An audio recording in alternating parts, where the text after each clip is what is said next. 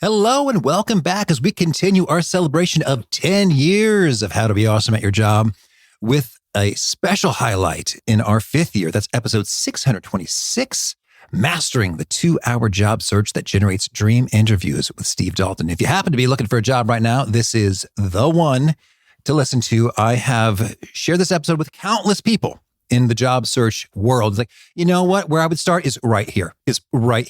Listen to the Steve episode. Buy his book, do the things. That's what's up.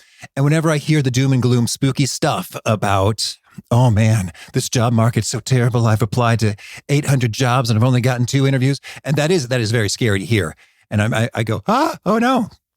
But often when I dig deeper into the situation, those 800 job applications were like a LinkedIn Easy Apply, click, click, as opposed to a robust Steve Dalton style approach with the networking that's really generating those dream interviews. And so that's sort of my go-to. It's that the Easy Apply button ain't going to cut it.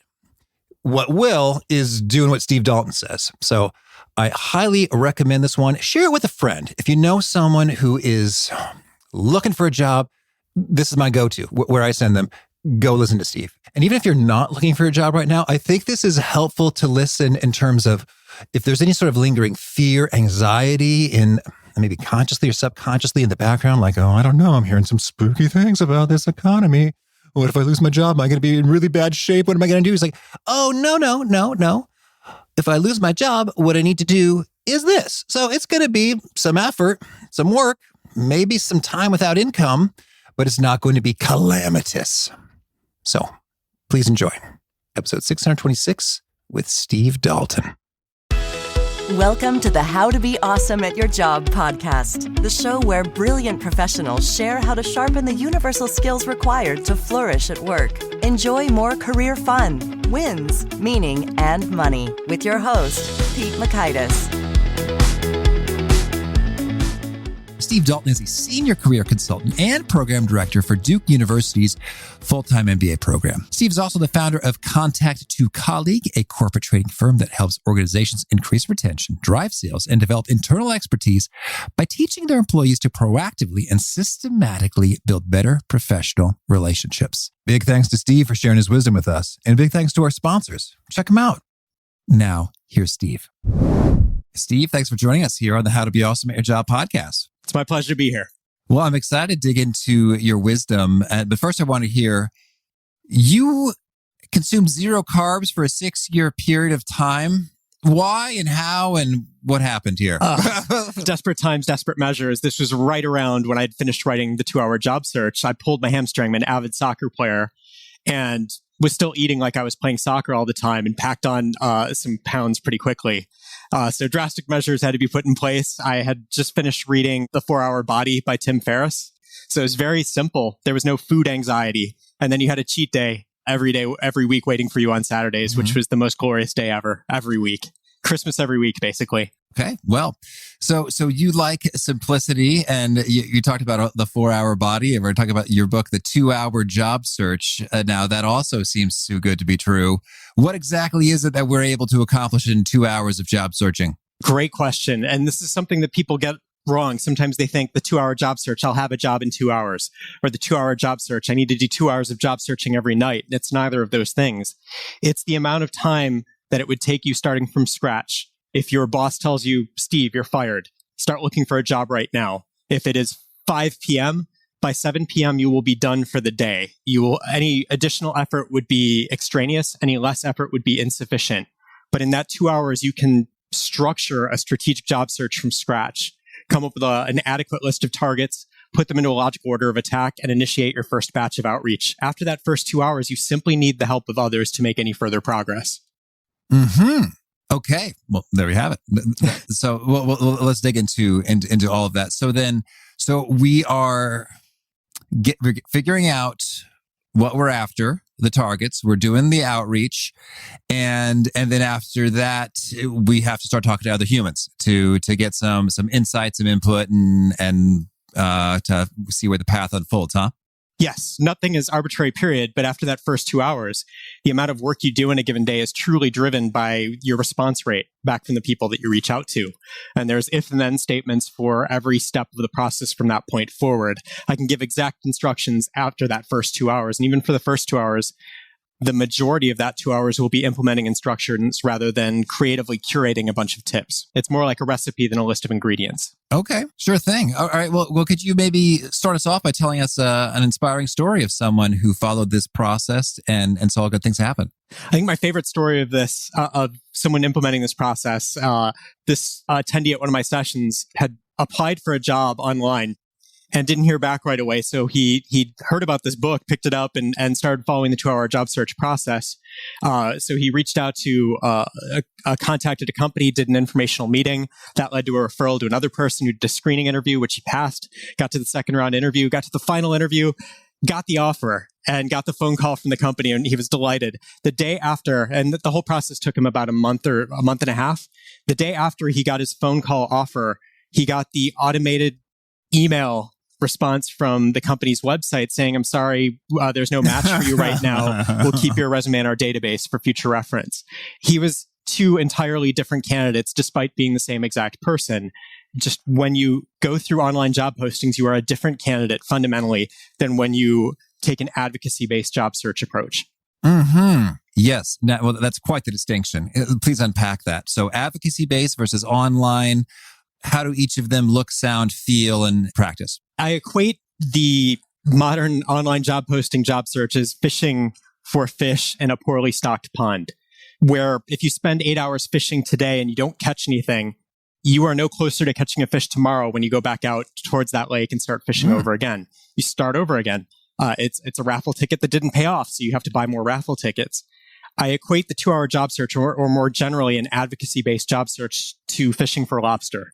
Lobster don't swim up to hooks. So you buy cages that you bait and you check the cages every day or two to see if you caught anything. Now, you never know with certainty that any particular lobster cage will ever catch you a lobster, but you do know with certainty the more cages that you have baited in the water, the better your odds are of catching a lobster eventually. So your odds improve over time. 8 hours spent procuring or creating cages and checking on them in the water, your odds of catching that lobster go up over time, as opposed to being just 8 hours spent furiously marching in place, like that same amount of time spent applying online to job postings. Mm-hmm. Okay, well, then walk us through here. So 2 hours, we're buckling down, we're making it happen. We're going to make some cages and bait them and set them.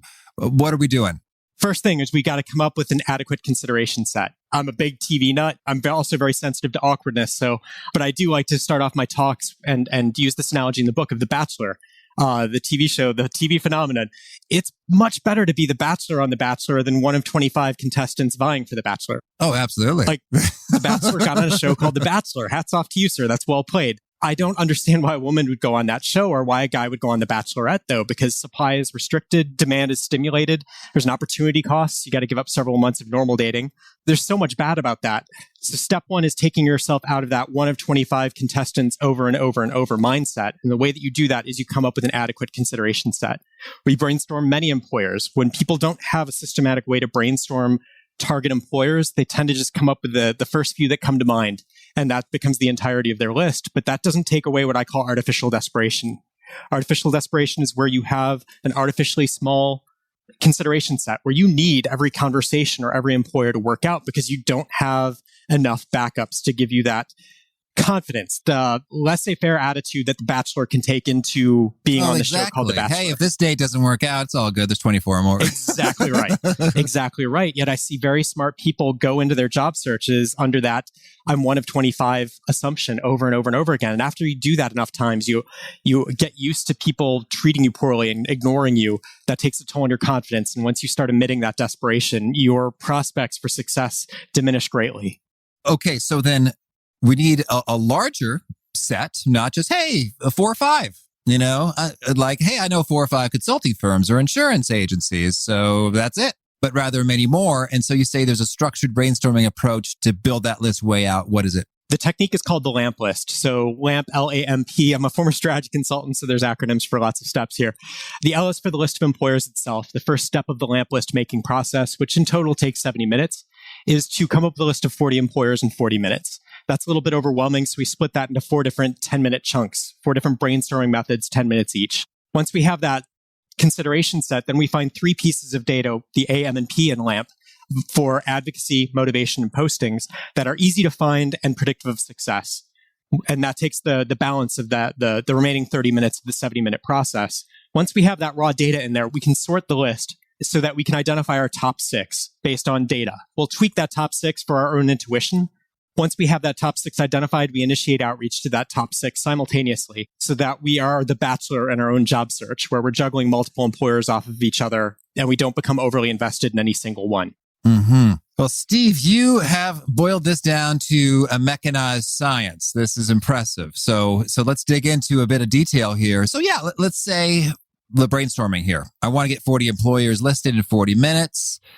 How do I go do that? I recommend 4 different brainstorming methods. The first is the brain dump, the dream employer method, I call it. So all of those employers you thought, I need to do a job search, here are the ones I want to obsess over. I want to voluntarily become fixated on them like one of 25 contestants obsesses over The Bachelor. Write those down. Get them out of your head onto paper because they are going to probably be in your top 6, but we need to brainstorm beyond them now. So dream employer method, if you can come up with a name for what those employers have in common, you can Google it.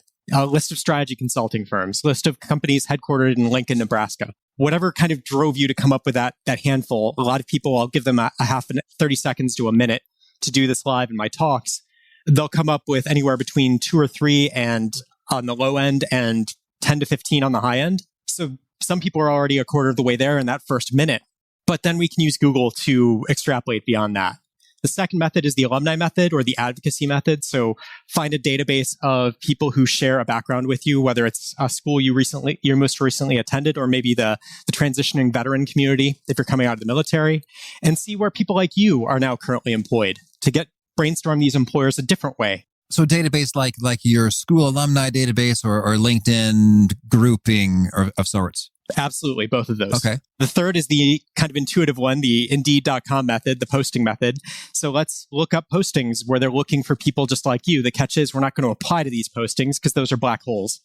We're going to use those to identify employers that are expecting to hear from you, like people like you right now. It's just a different way to brainstorm employers that you may not have come up with using the other 2 methods. And the fourth and final one is the trend method. So read for fun for 10 minutes. Whatever kind of professional adjacent reading that you do that. But anytime you come across an organization doing interesting work, recognize that that's a potential employer and you found it doing something you do organically. Learning for free in your spare time. I want to find a way to get you paid for that. So those are the 4 different methods to come up with 40 employers or more in 40 minutes. Okay. And I guess what's interesting is as you dig in, I could see them multiplying a few ways. Like sometimes I like to play with NAICS codes, the North American Industry Classification System. If you have access to a database like, well, back in the day it was OneSource Business Browser, but I think maybe Hoover's is where it's at these days, perhaps. So you can sort of enter in the code and then see others. Or you go to LinkedIn and see, you look at one person who's in a role at a firm and go figure the people also looked at also tend to be people who are in other firms. So can you tell us, what are some of your other favorite ways that just multiply? Hey, I have 5 and I Googled, I looked at a database. Are there any particular tactics that are just like, this is stupid easy to get a big list fast? My favorite is a tool called Crunchbase. It's actually an investor's website, but it's brilliant at helping job seekers brainstorm employers quickly, all for free. So you have to accept that they'll only show you the first 5 results of whatever search you do. But the first 5 results, you can just find an industry name, pick that one company that you know you really want to work for, look it up in Crunchbase. It'll give you a handful of industry names for it. Are you interested in Betterment because it's impact investing or because it's a fintech company, for example? Click on whichever industry label you find most compelling and then narrow it down to just fintech companies based in California if you know you need to stay on the West Coast. So you can use 3 filters for free and it will keep showing you the first 5 results for free over and over and over again if you slightly change your search terms. But what I love about this approach is it gives you a very Tinder-like interface. It keeps suggesting employers to you, as many of which you've never heard of, but it gives you this nice 1-sentence description where they're based. And just if you see something you like, you swipe right, put it in your L column. If you see something you don't like, you swipe left and you never think about it again. But I love how free and elegant and practical and applied that Crunchbase can make the act of brainstorming employers. Oh, Crunchbase is good. And that also gets me thinking about just like the Fortune or Global 500 or 1000 list for kind of the biggies, or the Inc. 5000 list for high growth. And yeah, so I hear you. So what previously sounded like maybe too good to be true, 40 employers in 40 minutes, now sounds kind of easy. So thank you. Pleasure. So, okay, so we've got our list. What next? Okay, so we found our 3 pieces of data. We can now, once we found our 3 pieces of data, that a key tenet of the LAMP list is the assembly line approach. Let's do the same task over and over and over again in rapid succession to get some efficiency on it.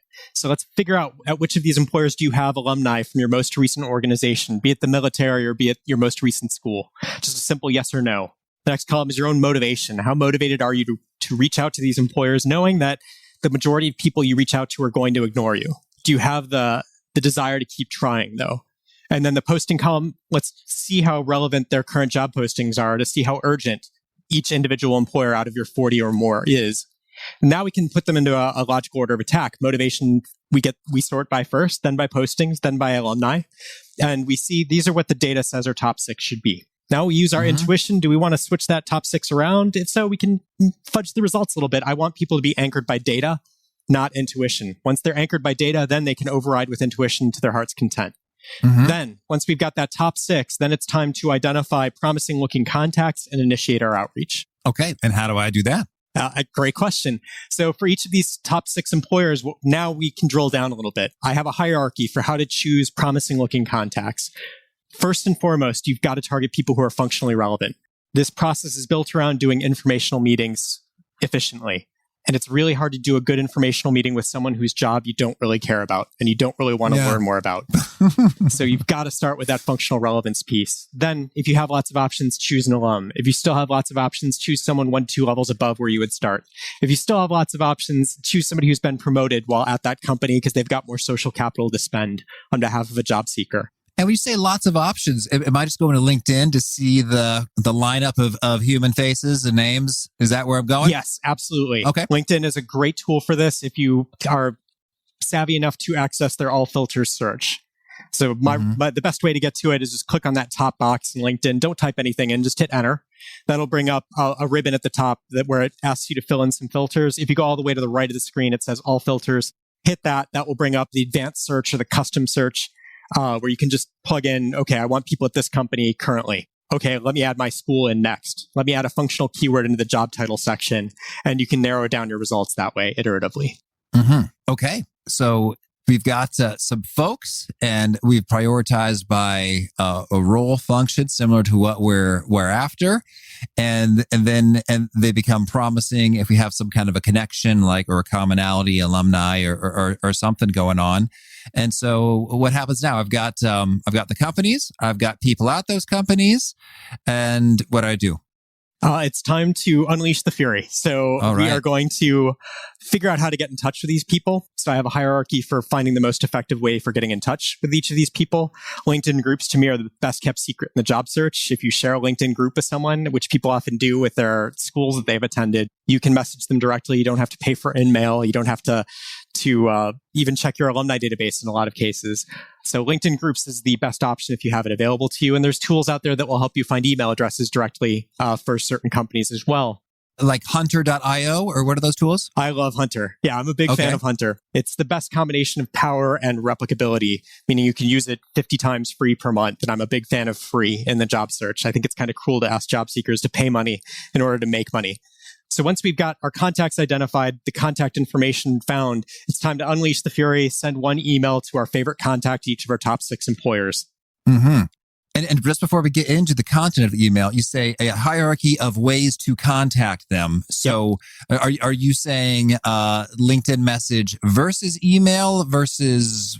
What's the alternative and how do we choose? LinkedIn groups are my favorite because you lead with your affinity group. You don't even have to provide a subject line for that LinkedIn message. LinkedIn provides it for you. This is different than a LinkedIn invitation to connect.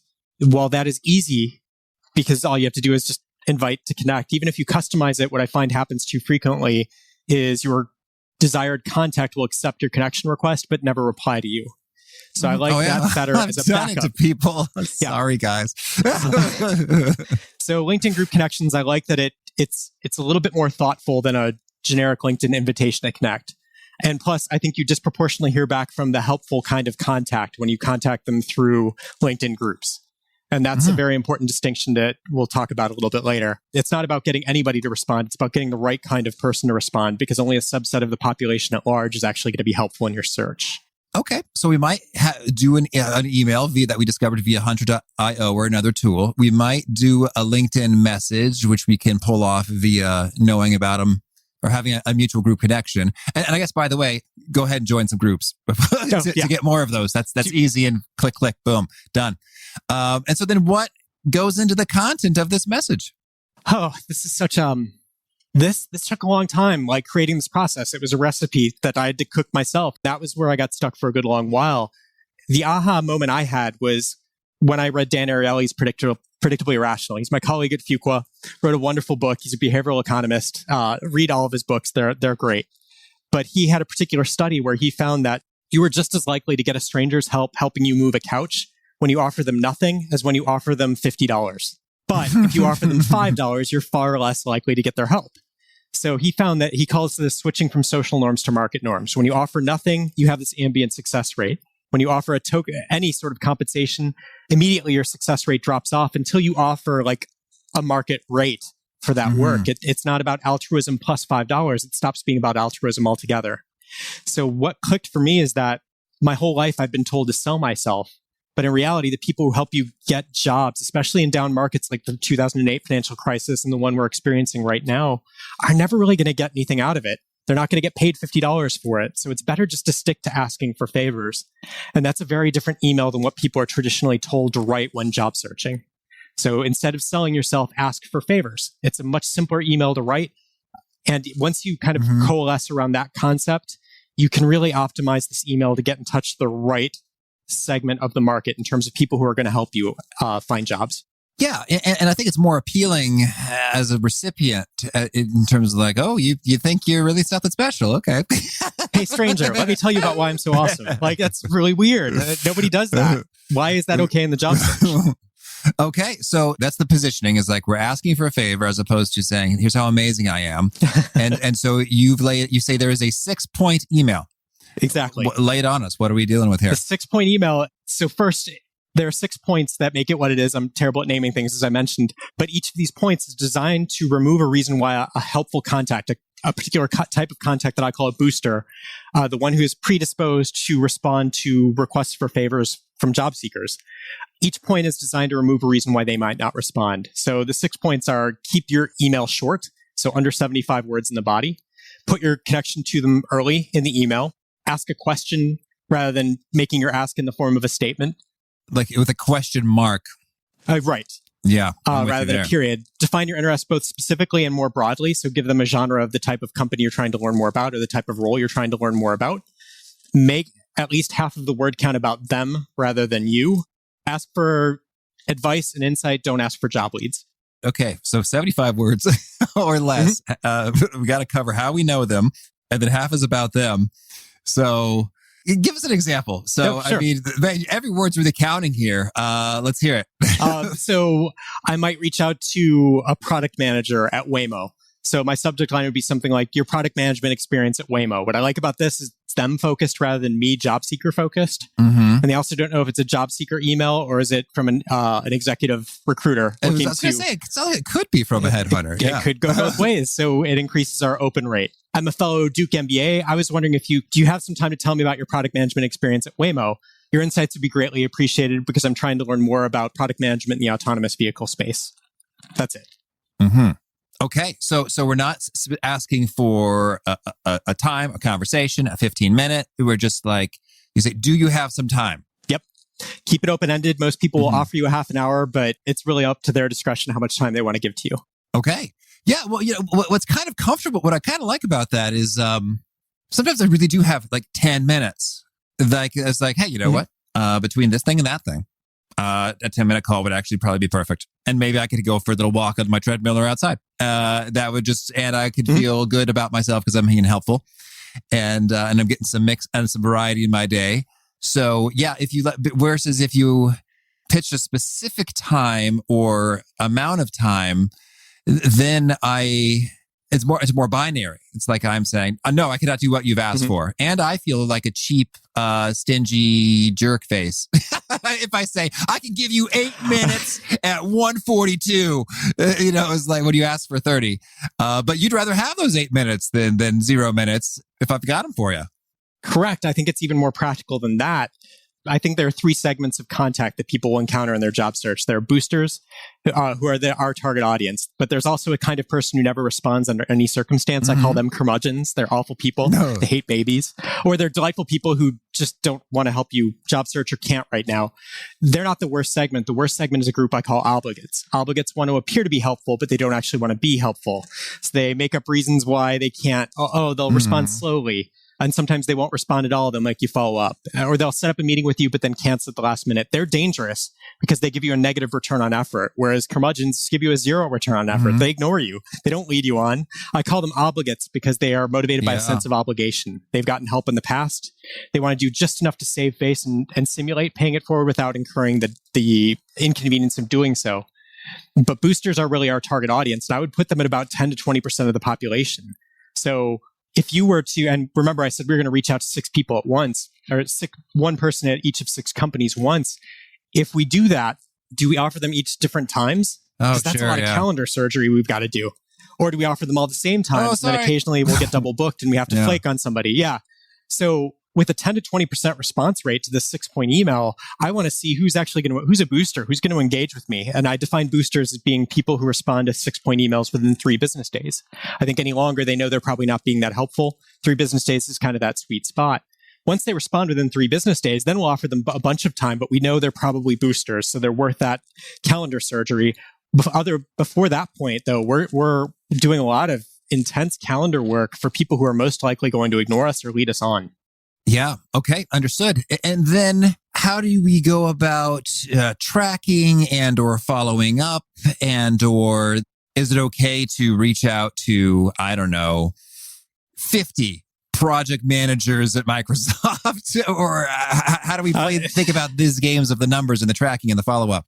That's the $1 million question. When are you done with these firms? I recommend going until you find one true booster, a booster who you say, if you were me, is there anything else you'd be doing to maximize my chance of getting an interview with your company? If they say no, you're good. You're probably good. If they say, just keep talking to people, I don't know, maybe that means they're probably an obligate who just didn't find a nice way out of this relationship with you. So we need to start back over to find a true booster. But once you have a true booster who can act as your eyes and ears, your triage agent within that employer to help plug you into the right spots to get interviews, we're done. If they say we can move on, then okay, number 1 on our list is checked off. Let's move down to number 7 from our original lamp list, because we have time for a new company to promote into our top 6. And we just kind of go into a management mode for the companies that we've already successfully found boosters at. Okay. And so then when let's say we send a note to a booster, you say 3 business days is about what you expect. If we get no response, do we follow up or not so much? Yes. So I recommend a process called the 3B7 routine for your actual outreach within a company. So basically, it's called temporal construal theory. We do higher order thinking in advance of a decision than we do in the heat of the moment of making that decision. So when we send the email, we're thinking very clearly. After we've been ignored by someone for a week or 2, we're not thinking as clearly about when to follow up or whether to follow up. Oh, this will be awkward. I'll just be annoying them. When we send the email, we can be ice cold. Set a reminder for 3 business days later. That reminder will tell us, are they a booster or not? Have we heard from them yet or not? If we don't hear within 3 business days, it's unlikely we're going to hear at all. So let's hedge our bets because they're probably not a booster. Let's try a second person so that we don't wait around another week to get ignored by somebody before taking further action. Now, the 7 business day reminder, that's the signal to follow up with unresponsive contacts, just to protect your own brand, to show that you care enough about this opportunity to follow up once and only once with each person that you reach out to if they're unresponsive. Okay. So the 3 days is, talking to someone else. Right. And then the 7 is going back to that first person saying, hey, okay. And then any special verbiage you'd put in that follow-up email? I recommend sending the exact same email, but through a different channel. So same email, just assume they missed it. But if the first attempt went to them through a LinkedIn group, my second attempt would go through finding their direct email address on Hunter. If my first attempt went to them through their work address on Hunter, my backup would be through a customized LinkedIn invitation to connect. So I would same email, different channel. Next one down on that hierarchy that I teach. Mm-hmm. Okay. And then I like that because even if they saw both of them, it's totally reasonable. It's just sort of like, oh man, he probably thought he got the wrong one. So, okay. So he tried something else. That's cool. Chance for them to save face. Certainly. Okay. And so then let's say they say, yes, Steve, happy to chat next Thursday at 10 a.m. You say, cool, thanks so much. What are some of the critical things you want to cover in that conversation? Again, I'm very anti-sales. It's just an outdated way of thinking of this kind of constant sell yourself mode. What we need to do is take this stranger on a journey. Our goal for this conversation is to turn this complete stranger to an ally over the course of a half an hour conversation. So the journey that I recommend, first, we need to establish likability. So that's where small talk will always kick these things off. Small talk, doing effective small talk is more about listening well than speaking well. So interested is interesting is just a wonderful phrase. The easiest way to get someone to be interested in you is to take a genuine interest in them. So I have a 3-question algorithm that I recommend for people doing informationals for small talk to get off to the right start, because I'm not like a naturally charming person. Oh, come on, Steve. But small talk at the beginning of informationals is largely pretty predictable. So you can manage it kind of very methodically. So once we've established some likability with good small talk, letting them talk about themselves, like demonstrating that we're listening to what they're saying, then we need to prime creativity. So they're kind of liking us. We're listening to them. If we ask them for advice right away, they're going to give it. They're not really primed to think creatively yet. They're going to give us pretty obvious stuff. So we want to prime creativity first by asking them why they're so good at their job. Portray them as an expert in their field. This gets us into what I call the Tiara framework. So that kind of automates this journey. So Tiara, the first half of Tiara is trends and insights, T and I. These are questions like, what trends are most impacting your industry right now? How has business changed most since you started? Insights are a little more personal instead of macro in scope. So what surprises you most about this job? Nobody wants to give you a bad answer to why are you so good at your job? So this is going to prime them to think creatively. I'm actually average, mediocre, Steve. Exactly. Nobody wants to do that. They're actually going to engage. They're going to think, like, yeah, that's a great question. Why am I so awesome at my job to be on brand here? But then once we prime them to think creatively, then we can move them toward training them more as a mentor with advice questions is the first A in Tiara. So if you were me, what would you be doing right now to best prepare for a career in this field? Make them the hero in your story. That's what brings us to the pivot question of the Tiara framework. R is for resources. What resources do you recommend I look into next? Ideally, we're looking for a person here, but to ask them who you should speak to next is very threatening. It's very likely that you're going to lose. You're going to make your contact lose face. Most people would not give you a person's name without asking that person if it was okay to do so first. Share their name, I mean. So we'll keep it vague. What resources do you recommend I look into next? If they give us a name, great. The internal referral is our goal for doing this informational meeting process. Or they could, give you a non-name resource like, go to caseinterview.com for your strategy consulting needs. He's like, okay, well, I will, thanks. Most often they'll say, what sort of resources are you looking for? That's their way of signaling that they're not ready to give you a person's name yet. So what's the most important 10 minutes of research that you do in this field to stay current? What industry newsletter do you find most helpful? Things that will actually make you smarter at this job that you want. And then we'll wrap up with any time remaining with assignment questions. Basically, what projects do you do if you have this job, so that you can represent yourself more knowledgeably when people ask you, why do you want this job? So that's the journey we'll take people on to turn strangers into advocates over the course of a single half an hour conversation. Okay. So in that conversation, we've learned some things, and they've gotten creative and provided resources and maybe names. And so we're not selling ourselves, and we're learning good stuff.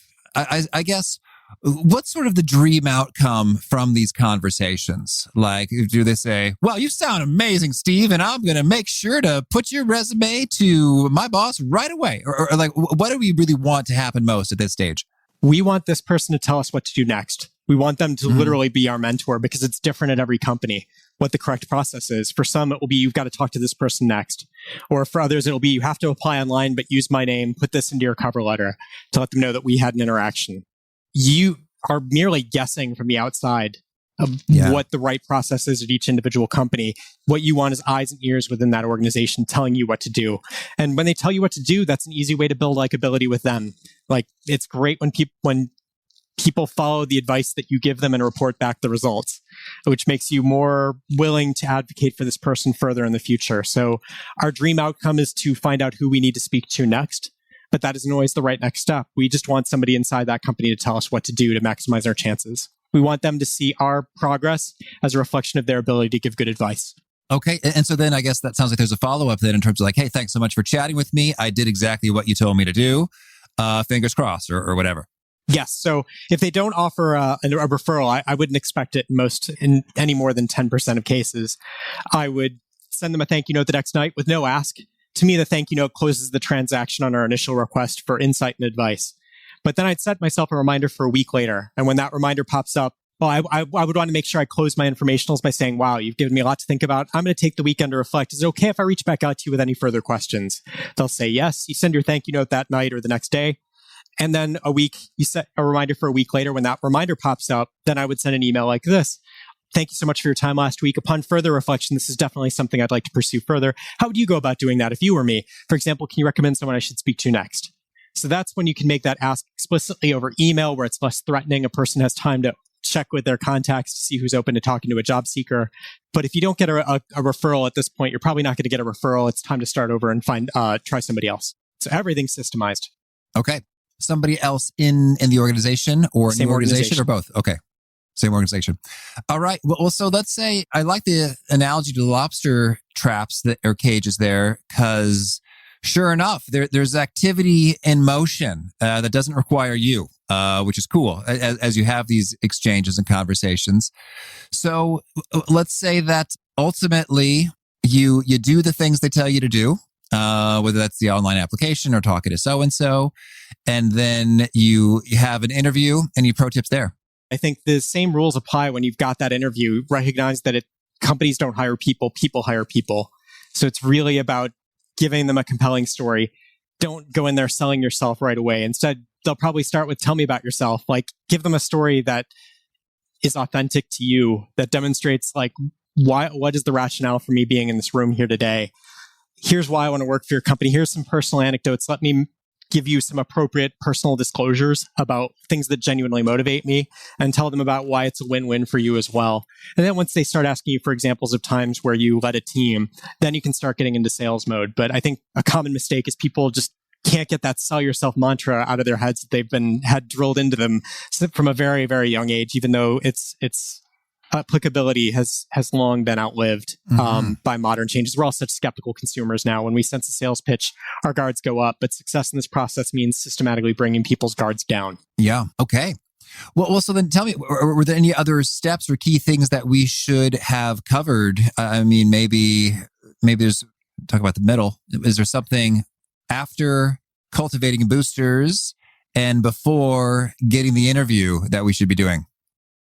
Yes. So after you've done this informational, you've sent your thank you note, you check back in, maybe they give you a referral, maybe they don't.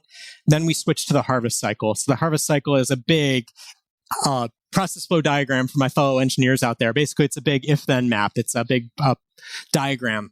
So based on where you are in that diagram, that will tell you what step you need to take. So in most cases, it will be, okay, they don't have a referral for you. Let's check back in next month. And there's a very systemized way of like, here's what that first update will look like. Recap the best piece of advice they gave you during your original call. Give them a specific example of how you benefited from that advice and ask for additional advice. If they have additional advice, you repeat this in your email update next month. If they don't have additional advice, your subsequent monthly check-ins would just be more personal in nature. But the idea is that I call it the harvest cycle because you're planting a lot of seeds initially to get these initial phone calls. And then people start shopping you out to their friends. And you have more people that you need to check back in with after some time has passed. It's really hard to walk away from contacts that you've done informationals with unless you've got other conversations on the books. So we need these seeds to have some time to take root and grow.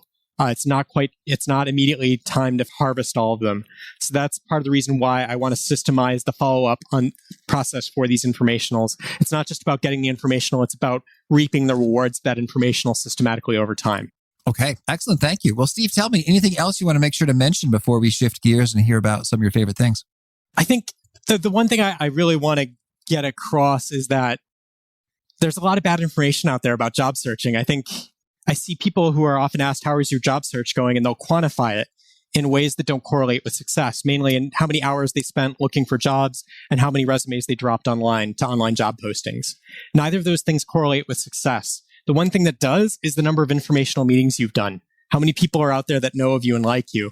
but it takes time. You need to retrain your support network to get them to stop seeing it in terms of how many resumes did you throw online into the black hole, to how many conversations did you set up? How many new people did you meet that have the job you want one day? I think that's just a critical piece that is often goes unnoticed. Well, talking about numbers and correlations, I mean, you've been tracking this very well. Do you have any sense for, I imagine there's quite a range, but ballpark figure in terms of number of boosting conversations per interview or offer? I would say when people follow the 2-hour job search exactly as designed, it is a recipe. So when the recipe is followed exactly, people do not get past number 10 on their lamp list. Oh. So while we brainstorm 40 employers, realistically, you're only going to ever be doing outreach to about 25% of that list. So 3/4 of that list is cannon fodder just to get you up to 40 and get you out of that artificial desperation mindset. So you're saying that folks generally land a job at their top 10 like most of the time? No, that is a great question. They will land a job by the time they get to number 10, but life is strange. Contacts that your boosters have connections of different companies that weren't even on your radar initially because you don't have the same visibility into that profession as the people you're talking to do. You also don't have the same network as the people you're talking to do. So while I say you'll be done by the time you hit number 10, it won't always be with one of those 10 organizations. It could be with an organization that one of the people you spoke to at one of those top 10 referred you to that you otherwise hadn't heard of before. Maybe they had a friend at a different company who was looking to fill a role. Maybe they heard of a startup that you hadn't heard of yet that was doing similar work. But the idea is by the time you get to number 10, you've got at least 10 boosters out there looking on your behalf in your job search, giving you suggestions, pointing you to new people to speak to, new companies to have on your radar. There's just enough eyes and ears out there that something tends to happen and come through for you by the time you get to number 10. Okay. And I guess what's interesting is this is the most structured, methodical, get a job program I've ever encountered. So well done. Thank you. And it strikes me as massively efficient. You told a success story for about a month and a half is what one person saw. And it sounds like, what will you tell me? What's the time range that you're encountering? I've had people who've started the 2-hour job search on a Monday and landed an offer by Friday of the same week. 4 days. That is not normal. That is not normal, however. So don't expect that. What I see during non-COVID times, the most typical, it would be about a month or 2 months. Mm-hmm. And as you get more experience in your career, this process is the same exact one I would recommend to someone with 30 years of experience as someone with 0 years of experience. But if you have 30 years of experience and you're looking for that C-suite job, there aren't that many of those out there. It's going to be a longer search. Okay, thank you. And so I suppose this could be a fun critique. Your system seems potentially so efficient. I wonder if there's a higher risk of folks landing a job that they don't love. And how do we prevent that from happening? Great question.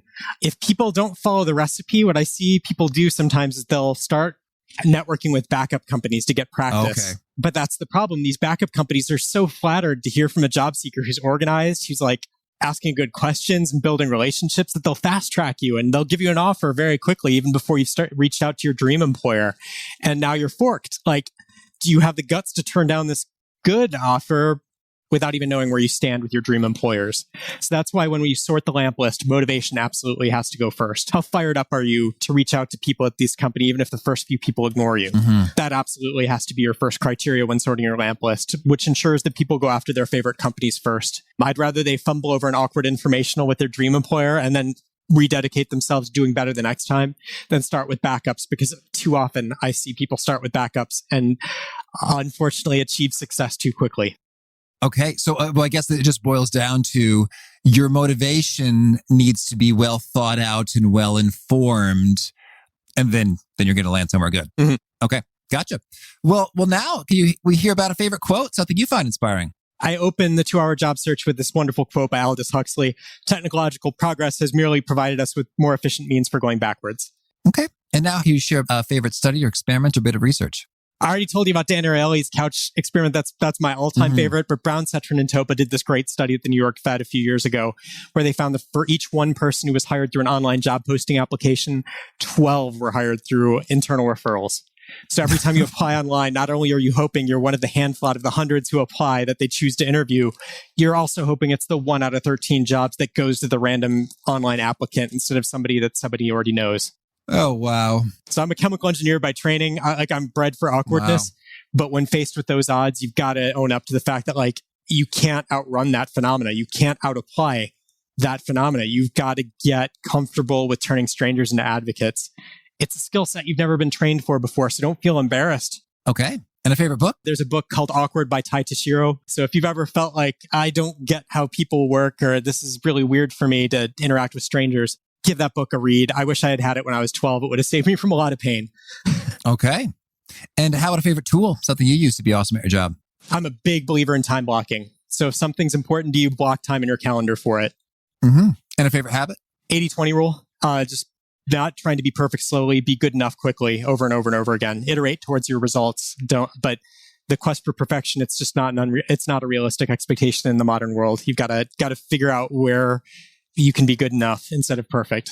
It's a lot faster. Okay. And is there a particular nugget you shared that really seems to connect and resonate with folks? People quote it back to you again and again? The Bachelor. The Bachelor analogy comes back to me over and over and over again. So that would be the one that I would refer to. Better to be the Bachelor in your own job search than one of 25 Bachelorettes over and over again. Okay.